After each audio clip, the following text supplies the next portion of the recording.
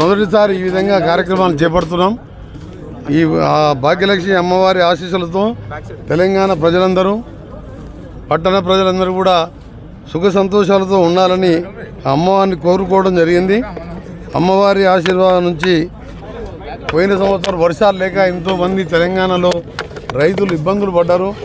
అలాంటివి లేకుండా ఈసారి ఇప్పటికే వర్షాలు మంచిగా అనుకున్నట్టు రైతులు సంతోషంగా ఉన్నారు. వర్షాలు కూడా బాగా పడుతున్నాయి. ప్రభుత్వం కూడా దాదాపు 11 లక్షల మంది రైతులకు 7,000 కోట్ల రుణమాఫీ చేసినాం. ఇంకో వారం రోజులలో మరొక 15,000 కోట్ల రుణమాఫీ చేయబోతున్నాం. ఆ తర్వాత మరొక 2 లక్షల రుణమాఫీ చేసి తెలంగాణ ప్రజలు బీదరికరించి బయటపడి అందరూ కూడా మంచిగా ఉండాలని ఆ కోరికతోనే తెలంగాణ రాష్ట్రం వచ్చిన సంగతి మీ అందరికీ తెలుసు. గత 10 సంవత్సరాలు వదిలిపెడితే 8 మాసాల క్రితం ఆశీర్వదించి ఇందిరమ్మ రాజ్యాన్ని ప్రజలందరూ కూడా మమ్మల్ని ఆశీర్వదించి ఇందిరమ్మ రాజ్యం దేవాలని వాళ్ళు కోరినప్పుడు ప్రతి ఒక్క ముఖ్యమంత్రి గారి సహాయత మీ మినిస్టర్స్ అందరం ఒక టీం లాగా పనిచేస్తూ ఎక్కడ కూడా ఎలాంటి శాంతి భద్రత విఘాతం కలగకుండా అందరూ కలిసిమెలిసి ఉండే విధంగా కార్యక్రమాలు చేసుకుంటున్నాం.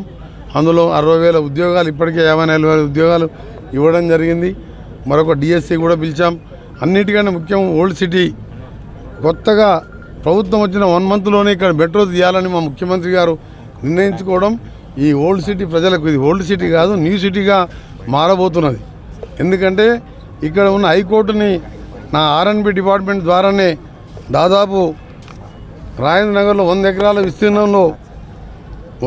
విస్తీర్ణంలో హైకోర్టు బిల్డింగ్ను కూడా సెప్టెంబర్ మాసానికల్లా టెండర్లు పిలిచి అక్కడ హైకోర్టు నిర్ణయించాలని ముఖ్యమంత్రి గారు మేము అందరం కలిసి నిర్ణయించుకున్నాం. దాంతోపాటు మీ అందరికీ చూసి 3 రోజుల కింద ప్రవేశపెట్టిన బడ్జెట్లో 10,000 కోట్లు మన తెలంగాణ చరిత్రలో కంబైన్డ్ ఆంధ్రప్రదేశ్ ఉన్నప్పుడు కూడా 10,000 కోట్లు ఎప్పుడు హైదరాబాద్ పెట్టలే.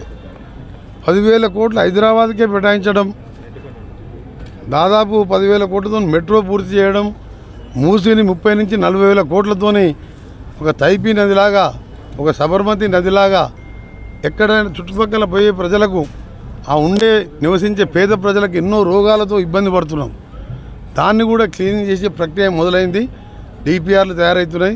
అది 40,000 కోట్లైనా 50,000 కోట్లైనా మా ముఖ్యమంత్రి గారి కళ అది. ఎందుకంటే మూసీ అంటే ఒకప్పుడు వికారాబాద్లో పుట్టి నల్గొండ జిల్లా, కృష్ణా జిల్లాలో కలిసిపోయే మంచినీళ్ళు తాగే రివర్. కానీ డ్రైనేజ్ వ్యవస్థలు బాగాలేక ఫ్యాక్టరీల వేస్టేజ్ వదిలిపెట్టి ఎవరు పట్టించుకోలే.